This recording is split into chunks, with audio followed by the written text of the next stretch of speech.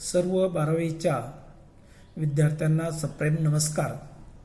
आज आपण advance costing and auditing या विषयामध्ये सीमांत परिव्यय मार्जिनल कॉस्ट या विषयावर चर्चा करणार आहोत।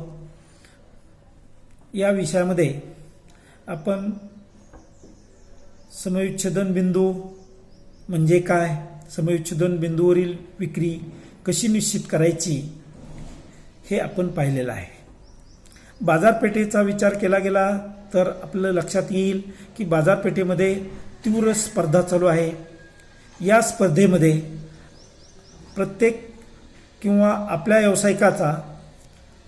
व्यवसायाचा निभाव लागावा यासाठी, त्या स्पर्धेमध्ये टिकण्यासाठी आपली वस्तू ग्राहकाच्या गळी कशी उतरवता येईल या दृष्टीने आपण त्या ठिकाणी प्रयत्न करत असतो। अ आणि ब या दोन कंपन्या एकाच प्रकारच्या वस्तू निर्माण करणाऱ्या आहेत आणि वस्तूची विक्री एकाच बाजारपेठेत ते करतात। या दोन्ही कंपन्यांची माहिती आपल्याला PDF द्वारे आपल्याकडे पाठवण्यात आलेली आहे। अ नावाची एक कंपनी आहे आणि ब नावाची एक कंपनी आहे। या दोन्ही कंपन्या एकाच प्रकारच्या वस्तूची निर्मिती करून एकाच बाजारपेठेमध्ये त्या वस्तू विकत आहेत। मग अशा वेळेला कोणती कंपनी लाभदायक आहे आणि कोणती कंपनी लाभदायक नाही हे पाहण्यासाठी आपल्याला त्या ठिकाणी कॅल्क्युलेशन करायचे। आपण त्या ठिकाणी कोणती कंपनी कितपत लाभदायक आहे याची माहिती आपल्याला मिळवायची आहे। म्हणून त्याच्यासाठी आपल्याकडे एक उदाहरण त्या ठिकाणी पाठवण्यात आलेले आहे। ते उदाहरण पाहिल्यानंतर लक्षात येईल की अ कंपनीची विक्री 5 लाख आहे, ब कंपनीची विक्री सुद्धा 5 लाख रुपये आहे। त्याच्यानंतर अ कंपनीचा चल परिव्यय 4 लाख रुपये आणि ब कंपनीचा चल परिव्यय 3,50,000 आहे।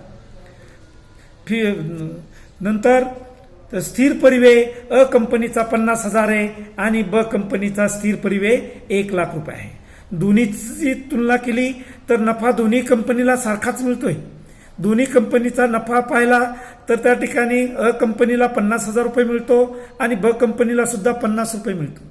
अशी स्थिती जर असेल, अशा स्थितीमध्ये कोणती कंपनी जास्त लाभदायक आहे याची माहिती आपल्याला मिळवायची आहे। म्हणून अशा प्रकारचं उदाहरण आपणाकडे पाठवण्यात आलेलं आहे। प्रत्येक कंपनीचा समविच्छेदन बिंदू काढा अशी माहिती आपणास विचारलेली आहे। आज त्यावेळेला आपण त्या ठिकाणी समविच्छेदन बिंदूवरील विक्री आपल्याला शोधून काढायची आहे। समविच्छेदन बिंदूवरील विक्री शोधून काढत असताना त्या ठिकाणी प्रथमतः आपण अ कंपनी घ्यावी। अ कंपनीची समविच्छेदन बिंदूवरील विक्री शोधून काढावी। त्याच्यानंतर ब कंपनीची समविच्छेदन बिंदूवरील विक्री शोधून काढावी आणि दोन्ही कंपनीची तुलना करून कोणत्या कंपनीस जास्त विक्री करावी लागते आणि कोणत्या कंपनीस कमी विक्री करावी लागते हे पाहून आपण त्या ठिकाणी कोणती कंपनी लाभदायक आहे हे ठरवणार आहोत। म्हणून पहिली अ कंपनी पहा। अ कंपनीचा समविच्छेदन बिंदू शोधून काढा। अ कंपनीचा समविच्छेदन बिंदू शोधून काढण्यासाठी आपल्याला एका सूत्राचा उपयोग करावा लागेल। तो म्हणजे कोणता? समविच्छेदन बिंदू बरोबर स्थिर परिव्यय गुणिले विक्री, स्थिर परिव्यय गुणिले विक्री भागिले विक्री वजा चल परिव्यय। जी काही आपल्याला माहिती दिली आहे त्या माहितीच्या आधारे आपण ही माहिती या सूत्रामध्ये फीड करायची आहे। अ कंपनी आहे, अ कंपनीचा समविच्छेदन बिंदू आपण शोधत आहोत। अ कंपनीच्या समविच्छेदन बिंदूवरील विक्री आपण शोधत आहोत। अशा वेळेला आपण त्या ठिकाणी कोणत्या सूत्राचा उपयोग केला आहे? स्थिर परिव्यय गुणिले विक्री भागिले विक्री वजा चल परिव्यय। म्हणजेच यावरून आपल्याला या सूत्राच्या आधारे आपल्याला अ कंपनीची समविच्छेदन बिंदूवरील विक्री आपल्याला सहजासहजी काढता येणार आहे। म्हणून स्थिर परिव्यय किती आहे? अ कंपनीचा स्थिर परिव्यय माहिती तुमच्याकडे पाठवण्यात आलेली आहे। त्यामध्ये स्थिर परिव्यय किती आहे? 50,000। त्याला गुणिले, कारण सूत्रामध्येच आपण मांडणी करत आहोत। स्थिर परिव्यय किती? 50,000। त्याला गुणिले विक्री किती आहे? 5 लाख भागिले विक्री 5 लाख, परत नंतर विक्री किती आहे? 5 लाख आणि चल परिव्यय किती आहे? 4 लाख। म्हणून 5 लाख वजा 4 लाख अशी एका स्टेपमध्ये। आता स्टेप कशी तयार होईल? 50,000 गुणिले 5 लाख भागिले 5,00,000 वजा 4,00,000. नंतर त्या खालच्या स्टेजला आपण त्या ठिकाणी परत नंतर खालची स्टेज आपण त्याच्या पुढच्या स्टेपला काय म्हणायचं, 50,000 गुणिले 5,00,000. ही जसेल तशी वरचा भाग जसेल तसा ठेवायचा, त्याला भागिले 5,00,000 मधून 4,00,000 वजा करायचे आणि नंतर जे काही शिल्लक राहतील तेच फक्त त्याचीच आपल्याला मांडणी करायची आहे. म्हणून 50,000 गुणिले 5,00,000 भागिले 5,00,000 मधून 4,00,000 वजा केल्यानंतर किती शिल्लक राहतील, 1,00,000 रुपये. 1,00,000 आणि 1,00,000 राहिल्यानंतर मग आता त्याचा भागाकार करा. भागाकार केल्यानंतर 1,00,000वर किती झिरो आहेत, 5 झिरो. ते 5 झिरो कट करा. 5,00,000वरचे 5 झिरो आहेत, ते 5 झिरो कट करा. म्हणजे आता संख्या तुम्हाला किती दिसेल, 50,000 गुणिले 5 ही स्टेप त्या ठिकाणी तुम्हाला दिसेल. आणि या स्टेपवर त्या ठिकाणी 50,000 गुणिले 5 याचा गुणाकार करा. गुणाकार केल्यानंतर गुणाकार किती येईल, 2,50,000. गुणाकार किती येतो, 2,50,000 रुपये गुणाकार येतो. म्हणजेच अ कंपनीची समच्छेदन बिंदूवरील विक्री 2,50,000 रुपये आहे. तिथून पुढेच त्याला त्या ठिकाणी लाभाचं क्षेत्र त्या ठिकाणी दिसते. त्याची सुरक्षा सीमा सुद्धा त्या ठिकाणी अ कंपनीची सुरक्षा सीमा किती आहे. सुरक्षा सीमा कशी आपण शोधून काढतो, तर सुरक्षा सीमा शोधून काढण्यासाठी कोणत्या सूत्राचा उपयोग करायचा आहे, सुरक्षा सीमा बरोबर एकूण विक्री वजा समविच्छेदन बिंदूवरील विक्री. मग एकूण विक्री किती आहे, 5,00,000. समविच्छेदन बिंदूवरील विक्री किती आले, 2,50,000. म्हणजेच या अ कंपनीची सुरक्षित सीमा अशी किती आहे, 2,50,000 रुपयाची विक्रीची सुरक्षित सीमा आहे. ही झाली अ कंपनीची त्या ठिकाणी सुरक्षित सीमा. तशाच पद्धतीने आपल्याला नंबर 2 मध्ये ब कंपनी विचारलेली आहे. ब कंपनी आहे, त्या ब कंपनी सुद्धा तीच वस्तू तयार करते. त्याच बाजारपेठेमध्ये त्याची सुद्धा विक्री होते आणि त्याची विक्री तेवढीच 5,00,000ची झालेली आहे. तर त्यासाठी आपण समविच्छेदन बिंदूवरील विक्री ब कंपनीसाठी शोधून काढायची. म्हणून समविच्छेदन बिंदूवरील विक्री बरोबर आपण जसं अ कंपनीसाठी सूत्राचा उपयोग केला होता समविच्छेदन बिंदूसाठी, त्याच पद्धतीने ब कंपनीसाठी सुद्धा समविच्छेदन बिंदूवरील विक्री बरोबर स्थिर परिव्यय गुणिले विक्री भागिले विक्री वजा चल परिव्यय. स्थिर परिव्यय गुणिले विक्री भागिले विक्री वजा चल परिव्यय या सूत्राचा उपयोग करायचा. आणि या सूत्राच्या आधारे आपण त्या ठिकाणी त्याची जी माहिती आपल्याला पुरवलेली आहे ब कंपनीची, ती ब कंपनीची माहिती त्या ठिकाणी आवश्यक असणारी माहिती त्या सूत्रामध्ये फीड करायची आहे. मग आता ब कंपनीसाठी स्थिर परिव्यय किती आहे आपल्याकडे दिलेला आहे, किती आहे, 1,00,000 रुपये. म्हणून स्थिर परिव्यय 1,00,000 गुणिले विक्री 5,00,000. विक्री 5च आहे, अ कंपनीची 5 आहे आणि ब कंपनीची सुद्धा 5 आहे. म्हणून गुणिले विक्री 5,00,000 भागिले 5,00,000 वजा 3,50,000 वजा 3,50,000. नंतर खालच्या स्टेजला खालच्या टप्प्यामध्ये आपण काय करणार आहेत, त्या ठिकाणी 1,00,000 गुणिले 5,00,000 हे जशाल तसे खालच्या स्टेजला मांडणार आहोत. त्याच्यानंतर 5,00,000 मधून 3,50,000 वजा करणार आहोत. 3,50,000 वजा करणार आहेत. वजा केल्यानंतर आपल्या लक्षात येईल की 5,00,000 मधून 3,50,000 गेले म्हणजे खाली किती शिल्लक राहतील, 1,50,000. आणि 1,50,000 मध्ये आपण त्या ठिकाणी याचा गुणाकार जर केला तर गुणाकार आणि भागाकार जर केला तर आपल्या लक्षात येईल की ब कंपनीसाठी समविच्छेदन बिंदूवरील विक्री त्या ठिकाणी किती येईल, 3,33,333 रुपये एवढी विक्री समविच्छेदन बिंदूवरील विक्री ब कंपनीसाठी दिसेल. दोन्ही कंपन्याचा नफा सारखाच आहे.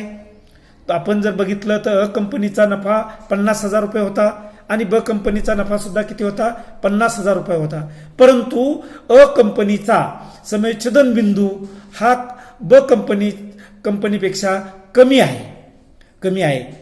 किती आहे, अ कंपनीचा किती आलेला होता समविच्छेदन बिंदू 2,50,000 रुपये आलेला होता आणि ब कंपनीचा किती आलेला आहे, 3,33,333 रुपये हा ब कंपनीसाठी होता. म्हणून आपण काय म्हणणार की ज्याचा समविच्छेदन बिंदू कमी प्रमाणात आहे तो त्या ठिकाणी ती कंपनी जास्तीची लाभदायक आहे, अशा प्रकारचा निष्कर्ष आपण त्या ठिकाणी काढू शकतो. म्हणून तर अ कंपनीचा समविच्छेदन बिंदू हा ब कंपनी कंपनीपेक्षा कमी आहे, म्हणून अ कंपनी ही जास्त कशी आहे, लाभदायक आहे. कोणापेक्षा, ब कंपनीपेक्षा अ कंपनी त्या ठिकाणी जास्त लाभदायक आहे. तसा विचार केला तर आपण पाहिलेला आहे अ कंपनीची सुरक्षा सीमा 2,50,000 पासून पुढे सुरू झाली. अ कंपनीची सुरक्षा सीमा त्या ठिकाणी आपण सुरक्षा सीमा कशी निश्चित केलेली आहे, सुरक्षा सीमा निश्चित करता वेळेस कोणत्या सूत्राचा उपयोग केलेला आहे की एकूण विक्री 5 लाख आपल्याला त्या ठिकाणी गृहीत धरलेली आहे, एकूण विक्री वजा समविच्छेदन बिंदूवरील विक्री, म्हणून 2,50,000 पासून ते 5 लाखापर्यंत आपण त्या ठिकाणी त्याची सुरक्षित सीमा आपल्याला त्या ठिकाणी दिसून येते. कुणाची सुरक्षित सीमा त्या ठिकाणी याच्यामध्ये दिसून येते, सुरक्षित सीमा कुठून दिसून येते, 2,50,000 पासून पुढे आपल्याला त्या ठिकाणी दिसून येते. तर ब कंपनीची सुरक्षित सीमा किती आहे, सुरक्षित सीमा तर ज्याची सुरक्षित सीमा बरोबर एकूण विक्री वजा समविच्छेदन बिंदूवरील विक्री, म्हणून एकूण विक्री ब कंपनीसाठी एकूण विक्री किती आहे, 5 लाखाचीच आहे, वजा याची समविच्छेदन बिंदूवरील विक्री मात्र किती आहे, 3,33,333 एवढी त्या ठिकाणी आहे. म्हणून आता त्या ठिकाणी आपण काय म्हणणार, 5 लाखामधून तेवढी वजा जर गेले 3,33,333, तर तिथून पुढेच फक्त त्या ठिकाणी सुरक्षा सीमा आपल्याला त्या ठिकाणी दिसेल. ती सुरक्षा सीमा 1,66,666 रुपये एवढ्या विक्रीमध्येच त्या ठिकाणी 50,000 रुपयाचा नफा त्या ठिकाणी दिसून येतो. आणि अ कंपनीला मात्र 2,50,000 त्या ठिकाणी 50,000 रुपये एवढा नफा त्या ठिकाणी दिसून येतो. यावरून आपलं काय लक्षात येते, किंवा अ कंपनीने त्या ठिकाणी अ कंपनीचं स्थिर परिव्यय जर बघितला तर याच्यामध्ये फरक का पडला, स्थिर कंपनीचा स्थिर परिव्यय 50,000 रुपये आणि ब कंपनीचा स्थिर परिव्यय 1,00,000 रुपये आहे. म्हणजेच या ठिकाणी ब कंपनीला त्या ठिकाणी अ कंपनी बरोबरी करायची असेल, जास्त लाभ त्या ठिकाणी मिळवायचा असेल, तर त्या ठिकाणी स्थिर परिव्ययावर त्या ठिकाणी कंट्रोल करावं लागेल, स्थिर परिव्यय त्या ठिकाणी नियंत्रित करावे लागतील. त्याचबरोबर त्या ठिकाणी आपण काय म्हणतो की जे काही आपले चल परिव्यय आहेत ते चल परिव्यय अ कंपनीच्या दृष्टीने चल परिव्यय जास्तीचे आहेत, 4 लाखाचे आहेत आणि ब कंपनीचे 3,50,000 आहेत. तर अ कंपनीसाठी आपण सल्ला देऊ शकतो की त्या ठिकाणी जे काही त्या ठिकाणी चल परिव्यय आहेत ते चल परिव्यय कमी त्या ठिकाणी उत्पादनामध्ये वापरण्यात आले तर, किंवा त्याच्यावर नियंत्रण जर करण्यात आलं तर अजूनही त्या ठिकाणी 50,000पेक्षा जास्तीचा लाभ आपण त्या ठिकाणी मिळू शकतो. म्हणजे अशा रीतीने आपल्याला त्या ठिकाणी अ कंपनीसाठी आणि ब कंपनीसाठी आपण सल्लागार म्हणून त्या ठिकाणी सल्ला देऊ शकतो, किंवा आपल्या कोणत्या कंपनीला कसा फायदा होईल या विषयीचा सल्ला आपल्याला देता येणं शक्य होईल.